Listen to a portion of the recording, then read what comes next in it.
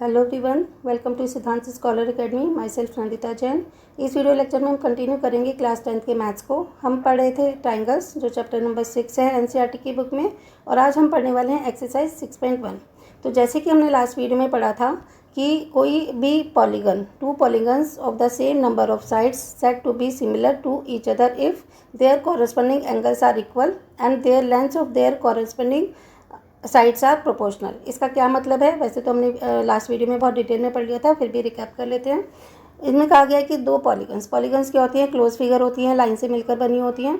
तो to polygons कब similar होंगे? जब उनके कॉरस्पॉन्डिंग एंगल्स इक्वल हो। ठीक है, तो ट्राइंगल वाला चैप्टर है तो ट्राइंगल को ही ले लेते हैं। मान लो ये दो ट्राइंगल्स हैं, suppose A B C and P Q R. ये कब सिमिलर होंगे? जब इनके कॉरस्पॉन्डिंग एंगल्स इक्वल हो। ठीक है, सपोज मैं इसको ले रही हूँ ए बी सी, ठीक है, और यहाँ ले रही हूँ पी क्यू आर। ओके, तो ए एंगल इक्वल होना चाहिए, एग्जैक्टली इक्वल होना चाहिए पी एंगल के, एंगल बी इक्वल होना चाहिए एंगल क्यू के, और एंगल सी इक्वल होना चाहिए एंगल आर के। ठीक है, तो अगर हम एंगल्स की बात करें तो वो तो हों इक्वल, कॉरस्पॉन्डिंग एंगल्स। ठीक है, सपोज यहाँ पर ए पहले है तो यहाँ पर पी पहले है, तो इसको मैचिंग इसके साथ ही करनी है। ठीक है, ये ऐसी मैचिंग भी हो सकती है। मान लो ए बी सी है और क्यू आर पी है। ओके, तो फिर हम ए की मैचिंग क्यू के साथ करेंगे, बी की मैचिंग आर के साथ, और सी की मैचिंग पी के साथ। ओके, तो अगर हम एंगल्स की बात करते हैं तो एग्जैक्टली एंगल सेम होने चाहिए, और जो लेंथ्स है उनकी कॉरस्पॉन्डिंग साइड्स की वो प्रोपोर्शनेट होनी चाहिए। वो कैसे? सपोज ये हमारे पास दो एंगल्स हैं ए बी सी, ठीक है, ये हमने बता दिया है, और पी क्यू आर हैं, ए बी सी और पी क्यू आर। इसमें हमने बता दिया कि एंगल्स तो इक्वल है, ए इक्वल है बी के, सॉरी पी के, बी इक्वल है क्यू के, और सी इक्वल है आर के। अब हम बात करते हैं इनकी कॉरस्पॉन्डिंग साइड्स की। सपोज ए बी साइड है ना, ए बी सी और पी क्यू आर ले लेते हैं। ए बी साइड होनी चाहिए प्रोपोर्शनेट पी क्यू के। प्रोपोर्शनेट का क्या मतलब है? अगर मान लो ये 1 है और सपोज ये 3 है, ठीक है, तो 1 3 जा 3, यानी कि 3 टाइम्स इंक्रीज है, तो ए बी 3 टाइम्स होनी चाहिए, ए बी का 3 टाइम्स होना चाहिए पी क्यू। इसी तरह सपोज बी सी हमारी 2 है तो इसका 3 टाइम्स क्या हो गया? 6। तो बी सी अगर 2 है और इनका जो 3 टाइम्स है वो क्यू आर कितना होगा? 6 सेंटीमीटर्स होगा। और ए सी सपोज 4 है तो इसका 3 टाइम्स क्या हुआ? 12। ओके, तो ए सी अगर 4 है तो पी क्यू इसका 3 टाइम्स है 12। ये हमने लेट किया है, तो अगर ये प्रोपोर्शनेट होनी चाहिए। ठीक है, तो सपोज यहाँ पे ये 1 है तो ये 2 हो सकता था। मान लो ये 2 है तो ये 4, और अगर ये 3 है तो ये 6। एक और एग्जांपल देख लेते हैं। सपोज़ हमारे पास ए बी सी में है, ए बी सी में हमारे पास जो साइड्स हैं वो हैं मान लो 5, और ये है 7। ओके, और ये सपोज़ 8 है। ठीक है, और अगर पी क्यू है इसका हाफ कर लेते हैं 2.5, 7 का हाफ हो गया 3.5, और 4 का हाफ हो गया 2। तो ये भी सिमिलर फिगर होगी। ओके, आई थिंक आपको ये क्लियर हो गया होगा, नहीं तो आप पहले वाली वीडियो देख लेना, उसमें हमने बहुत डिटेल में पढ़ा था। तो ये किसी भी जो हमारी शेप्स हैं, पॉलीगन से बनी हुई जो शेप्स हैं या सर्कल्स वगैरह हैं, कोई भी कब सिमिलर होगा? जब उनके एंगल्स इक्वल होंगे और कॉरस्पॉन्डिंग साइड्स प्रोपोर्शनल होंगी। ठीक है, तो सर्कल्स में ले सकते हैं कि सर्कल की अगर रेडियस सेम है, ठीक है, ये प्रोपोर्शनेट है, तो वो भी सिमिलर हो सकते हैं। ठीक है, वैसे हम पॉलीगन की बात करें तो हम ज़्यादातर क्लोज फिगर को लेंगे जो लाइन से बनी होंगी। अब चलिए स्टार्ट करते हैं 6.1।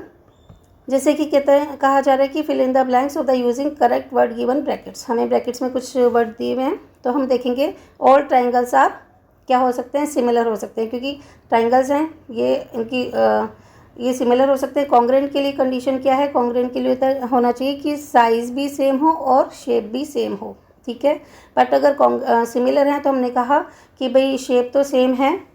ओके, 3 लाइनों से ट्राइंगल बने होते हैं, चाहे वो किसी भी शेप में हो, तो ये सिमिलर कहा जाएगा, इनको कॉन्ग्रेंट नहीं कह सकते। ठीक है, क्योंकि जिसने पहली वीडियो देखी है उनको बहुत क्लियर समझ में आ रहा होगा कि कॉन्ग्रेंट और सिमिलर में क्या ये डिफरेंस होता है। तो all triangles are said to be similar. Okay, क्योंकि तीन लाइन से ही मिलकर बने होते हैं सारे ट्राइंगल्स, तो जो भी ट्राइंगल हैं वो क्या होंगे? सिमिलर होंगे। लेकिन कॉन्ग्रेंट होने के लिए क्या है कि उनकी शेप तो सेम होनी ही चाहिए, साथ में उनका साइज़ भी सेम होना चाहिए। ठीक है, नेक्स्ट क्वेश्चन है all squares are. All squares क्या होते हैं? ये भी सिमिलर होते हैं। ठीक है, स्क्वायर ये हो या इतना बड़ा हो तो शेप तो सबकी सेम ही रहेगी, है ना। जैसे सब 90 डिग्री के एंगल्स बनाते हैं कॉर्नर्स पर, तो शेप तो सबकी सेम रहेगी लेकिन साइज़ डिफ़र हो सकता है। तो अगर साइज़ भी सेम है और शेप भी सेम है तो कॉन्ग्रुएंट होता, लेकिन अगर शेप सेम है और साइज़ सेम नहीं है तो वो सिमिलर होगा। ठीक है, तो हम कह सकते हैं कि ऑलवेज़ की अगर हम बात करें, all squares are similar. Next question है all dash triangles are similar. ठीक है, तो कौन से ट्राइंगल सिमिलर होते हैं? तो ये होते हैं इक्विलेटर ट्राइंगल। इक्विलेटर ट्राइंगल होते हैं जिसकी ऑल साइड्स इक्वल होती हैं और एंगल्स इक्वल होते हैं। आइसोसेलेस ट्राइंगल होते हैं जिसकी 2 साइड्स इक्वल होती हैं और एनी 2 एंगल्स इक्वल होते हैं। ठीक है, तो similar all equilateral triangles are similar. कौन से? बिल्कुल ही सिमिलर होंगे। ठीक है, इक्विलेटर ट्राइंगल है 60 डिग्री ईच, तो अगर ये वाला भी है 60 डिग्री ईच तो हमने कॉन्ग्रुएंट की बात नहीं की, हमने सिर्फ सिमिलर की बात की है। तो आई थिंक आपको सिमिलर पता चल गया होगा। सिमिलर का मतलब होता है कि साइज़ बेशक डिफर हो, शेप सेम होनी चाहिए। ठीक है, नेक्स्ट क्वेश्चन करते हैं। तो इक्विलेटर ट्राइंगल सिमिलर होते हैं। चलो नेक्स्ट क्वेश्चन करते हैं। क्वेश्चन नंबर 4 है 2 polygons of the same sides are similar. 2 polygons हैं, सेम साइड्स हैं, वो सिमिलर कब होंगी? जब देयर कॉरस्पॉन्डिंग एंगल्स आर, हमने क्या बोला था, ये इक्वल होना चाहिए। ओके, अभी हमने डिस्कस किया था कि अगर कोई भी पॉलीगन है वो सिमिलर होंगे, कब होंगे? जब उनके कॉरस्पॉन्डिंग एंगल्स तो हों इक्वल और जो कॉरस्पॉन्डिंग साइड्स है ना वो हो प्रोपोर्शनल। ओके, ठीक है, तो हमारा आंसर क्या होगा? All two polygons of the same sides are similar कब होंगे? Their corresponding angles are equal. Okay, and corresponding sides की बात करें तो वो होनी चाहिए प्रोपोर्शनल। चलिए नेक्स्ट करते हैं। अब आपसे कहा जा रहा है कि इस क्वेश्चन में give 2 different example pairs of similar figures. ठीक है, पॉलीगन्स भी का फिगर्स का है तो हम इसमें हम ये भी ले सकते हैं सर्कल्स वगैरह, और हमें 2 एग्जांपल देने हैं जो नॉन सिमिलर हो। ठीक है, तो फिर से सिमिलर की क्या वो होती है डिफाइन कि सिमिलर के लिए शेप तो सेम हो, ठीक है, और कॉरस्पॉन्डिंग साइड्स इक्वल हो। तो अगर हमने कहा सिमिलर, इन्होंने फिगर बोला है तो हम कह सकते हैं कि मान लो एक रेडी है हमारी 5 सेंटीमीटर और ये है मान लो 3 सेंटीमीटर। ठीक है, तो इनकी शेप सेम है ना, तो ये क्या होगा? ये सिमिलर सर्कल्स होंगे। एक और एग्जांपल ले लेते हैं। अगर हमने 2 इक्विलेटर ट्रायंगल ले लिए तो इनके इक्विलेटर ट्रायंगल का मतलब होता है ऑल एंगल्स इक्वल होते हैं। तो ए इक्वल है पी के, बी इक्वल है क्यू के और सी इक्वल है आर के। तो इनके एंगल्स तो हैं इक्वल, और साइड्स के लिए क्या होता है? साइड्स प्रोपोर्शनल हो। जैसे सपोज ए बी है 6 सेंटीमीटर, तो ए बी सी में और पी क्यू आर में क्या होगा सिमिलरिटी? ए बी प्रोपोर्शनेट होनी चाहिए पी क्यू के। सपोज ये 6 सेंटीमीटर है और ये 8 लिया है हमने। इसी तरह बी सी प्रोपोर्शनेट होनी चाहिए क्यू आर के। यहाँ पे हमने 6 लिया तो ये भी हमने 8 ले लिया क्योंकि इक्विलेटर ट्रायंगल की बात की थी। ठीक है, तो ऑल साइड्स इक्वल होंगी। ये सारी 6 वाली हैं तो ये सारी 8 वाली ही होंगी। और तीसरी साइड हो गई हमारी ए सी, प्रोपोर्शनेट होनी चाहिए क्यू आर के। ए सी प्रोपोर्शनेट होनी चाहिए क्यू आर के। ओके, वैसे आप कोई भी मेजरमेंट ले सकते थे, इसका 2 जा 3 जा 4 जा कोई भी प्रोपोर्शनल ले सकते थे। अब इक्विलेटर हैं तो इक्विलेटर के वो साइड एंगल्स हमारे इक्वल हो गए, ये हमने देख लिया, और साइड भी प्रोपोर्शनल हो गई, ये भी हमने क्लियर कर दिया। तो ये हमारा एक एग्जाम्पल था सिमिलर फिगर्स का। इसी तरह एक और हमने ले लिया, बोला था हमसे 2 एग्जाम्पल, हमने एक और एग्जाम्पल देखा 2 स्क्वायर्स। स्क्वायर्स हमें पता है इनके जो कॉर्नर्स होते हैं 90 डिग्री का एंगल बनता है। ठीक है, परपेंडिकुलर होते हैं तो 90 डिग्री का एंगल बनाते हैं। तो दोनों स्क्वायर्स में, कोई भी स्क्वायर्स है उनके एंगल्स हमेशा 90 डिग्री होंगे और इनकी साइड प्रोपोर्शनल हो सकती हैं। जैसे सपोज मैंने यहाँ पे 2 लिया और ये 3 लिया है। ठीक है, तो और स्क्वायर्स की तो ऑल साइड्स इक्वल होंगी, तो ये सारी साइड्स होंगी 2 और ये सारी साइड्स होंगी 3। ठीक है, तो हम कह सकते हैं कि इसकी A B side proportional to P Q, B C proportional to Q R, C D proportional to R S और A D proportional to P S. ठीक है, तो ये हमारे सिमिलर फिगर्स के वो थे एग्जांपल्स। अब हमसे कहा जा रहा है क्वेश्चन नंबर 2 में नॉन सिमिलर फिगर्स बनाइए। तो अगर हम एक रेक्टेंगल ले लें और एक सर्कल ले लें, ठीक है, ये ले सकते हैं, या फिर ट्राइंगल्स में भी अगर एक हमने ले लिया, एक हमने 90 डिग्री एंगल ले लिया, ट्राइंगल ले लिया 90 डिग्री का। ठीक है, और एक हमने ले लिया ट्राइंगल, सपोज आइसोसेलेस ट्राइंगल ले लिया।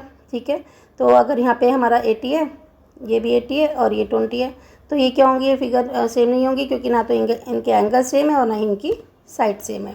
एक और एग्जांपल ले लेते हैं। एक हाँ यहाँ पे देखा, ये था हमारा राइट एंगल और ये हमारा इक्विलेटरल एंगल था। ठीक है, यहाँ पे हमने रेक्टेंगल ले सकते हैं, सर्कल ले सकते हैं, या स्क्वायर ले लो, एक पेंटागन ले लो, कोई भी एग्जांपल बना दो जो सिमिलर नहीं है। अब आता है हमारा क्वेश्चन नंबर 3। क्वेश्चन में हमसे कहा गया है कि state whether the following quadrilaterals are similar और नॉट। क्वाड्रिलेटर्स होते हैं जो 4 साइड से मिलकर बने होते हैं। ठीक है, ये क्वाड्रिलेटर्स स्क्वायर भी हो सकते हैं, रेक्टेंगल्स भी हो सकते हैं, या फिर पैरेललोग्राम हो सकते हैं। तो इसमें हमसे कहा गया है कि भाई ये दो एक हमारा क्वाड्रिलेटर ये है और एक हमारा क्वाड्रिलेटर ये है। अब इसमें सिमिलरिटी चेक करनी है, सिमिलर है या नहीं है। तो सिमिलर के लिए 2 कंडीशंस हैं, एक तो साइड प्रोपोर्शनल हो, साइड जैसे इसमें 1.5 है, ये 3 है, तो ये हमारे ऑल साइड्स इसकी 1.5 थी और इनकी ऑल साइड्स 3 थी। तो एक बात तो हो गई कि चलो साइड्स तो प्रोपोर्शनल हैं, बट दूसरा जो हमारा एक और कंडीशन होती है कि इनके एंगल्स इक्वल होने चाहिए। तो हमने देखा एंगल एस इक्वल नहीं है एंगल डी के, क्योंकि ये हमारे 90 डिग्री हैं सारे और ये हमारे इनकी मेजरमेंट कुछ और है, तो कोई भी हमारा एंगल सिमिलर नहीं है। ठीक है, इनके एंगल्स कुछ और हैं और इसके स्क्वायर के एंगल सारे 90 डिग्री हैं। तो 2 कंडीशन में से एक कंडीशन तो फुलफिल हो गई कि साइड्स तो हैं प्रोपोर्शनल। ओके, ये कंडीशन तो फुलफिल है, बट एक और जो मस्ट है, एक मतलब दोनों ही मस्ट हैं। तो दूसरी कंडीशन क्या है कि अगर इनके एंगल्स इक्वल हों, ठीक है, इसका एंगल इसके एग्जैक्टली इक्वल हो, तो ये होती है सिमिलर फिगर्स, बट ये सिमिलर नहीं है। हाँ, अगर एक और दूसरा स्क्वायर होता, ठीक है, और सब में 90 डिग्री के एंगल्स होते तो ये सिमिलर फिगर होती। ठीक है, तो हमने क्या देखा कि सिमिलरिटी के लिए 2 चीज़ें चाहिए, एंगल्स तो दोनों फिगर्स का एग्जैक्टली सेम हो और साइड्स प्रोपोर्शनल हो। तो इसमें एक रूल तो फॉलो हुआ बट दूसरा रूल फॉलो नहीं हुआ, इसलिए ये वाली जो फिगर्स है ना, ये दोनों क्वाड्रिलेटर्स हैं, ये सिमिलर नहीं हैं। ओके, चलिए, तो ये हमारे क्वेश्चंस थे। हमारी 6.1 कंप्लीट हो गई है। नेक्स्ट वीडियो में हम पढ़ेंगे basic proportionality theorem means BPT. इनको थेल्स थ्योरम भी कहा जाता है, क्योंकि जो सर थेल्स थे उन्होंने ही इसको इन्वेंट किया था। तो चलिए नेक्स्ट वीडियो में मिलते हैं। हर क्वेश्चन को और जो हमारे कॉन्सेप्ट्स हैं इनको क्लियर करते चलेंगे।